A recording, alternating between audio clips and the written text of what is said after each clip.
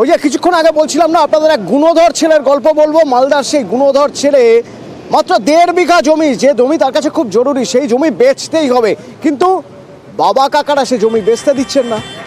ফলত বাবা কাকা জ্যাঠার ভুয়ো ডেথ সার্টিফিকেট বের করে জমি বেচার তাল। বুঝুন একবার।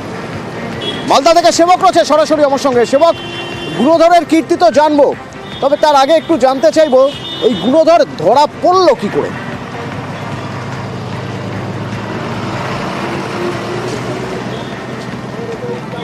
দেখো, জমি বাড়ি কেনা বেচার ক্ষেত্রে এখন অনেকেই চান, যারা বেশি টাকা ইনভেস্ট করতে চান, যে জমিটা তার নামে রেকর্ড করা আছে কিনা। অর্থাৎ আমি যার কাছে জমি কিনছি, যেখানে আমি এই জমির কথা বলছি যার সম্পত্তির মূল্য কোটি টাকারও বেশি, ফলে জমি যিনি কিনবেন তিনি বলেছিলেন যে যার কাছে কিনছেন, অর্থাৎ এই ছেলে কি জমির মালিক, তার নামে কি রেকর্ড করা আছে।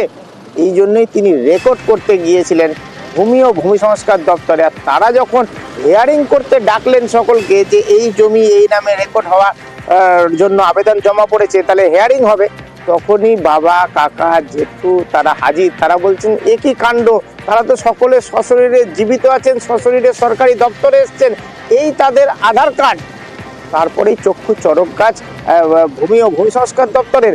তারা দেখছেন যে এখানে যে নথি দেওয়া হয়েছে উত্তরাধিকার সংক্রান্ত শংসাপত্র, যেটা দিয়েছে স্থানীয় পঞ্চায়েত, যে পঞ্চায়েত মহাজোট পরিচালিত, যেখানে আবার সই রয়েছে তৃণমূলেরও পঞ্চায়েত সদস্যের, তারা কি করে এই কাণ্ড ঘটালেন? তাহলে কি পুরো বিষয়টি কিন্তু সকলেই জড়িত থেকে এই ঘটনা ঘটেছে।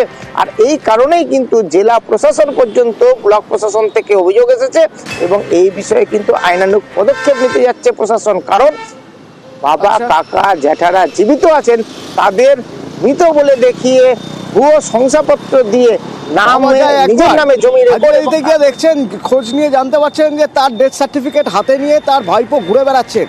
তো সেই জেঠুর মুখে মানে মুখের এক্সপ্রেশনটা কী হবে একবার ভাবতে পারছেন? মনের অবস্থাটা একবার ভাবুন দেখি। তার বক্তব্য একবার শুনবো আমরা, এবং শুনবো বিএলআরও কি বলছেন। আপনারা তিন ভাইয়ের নামে মৃত্যু সার্টিফিকেট ইস্যু হয়েছে, শুনেছেন? শুনে ভিডিও বিএলআর অফিসে দেখলাম, হ্যাঁ, গিয়ে আমরা আধার কার্ড শো করে। কারা করেছে এটা? আমি জানি না কারা করেছে, আমি কিছু দেখার কিছু নয়। আমি শুনতে পেলাম যে একটা ডেথ সার্টিফিকেট বেরোয়, আমি অফিসে গিয়ে বিয়ে করেছি। বিএলআর অফিসে গেছিলেন? হ্যাঁ, দেখলাম।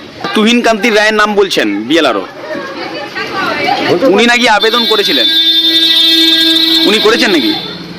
সেটাও আমি জানি না, আমাকে বললো মৌখিক, আমি বললাম যে না স্যার আমি জীবিত, আমি আধার কার্ড শো করলাম।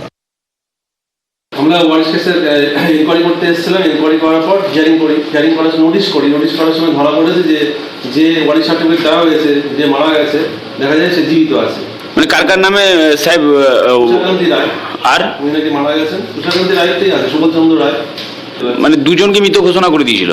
হ্যাঁ, সেক্ষেত্রে আমরা প্রধানকে চিঠি করেছি এবং বিডিও সাহেবকেও জানিয়েছি ব্যাপারটা। আবেদনকারী কারা ছিল? তুহিন কান্তি রায়, বাবার নাম হচ্ছে তুষারকান্তি রায়।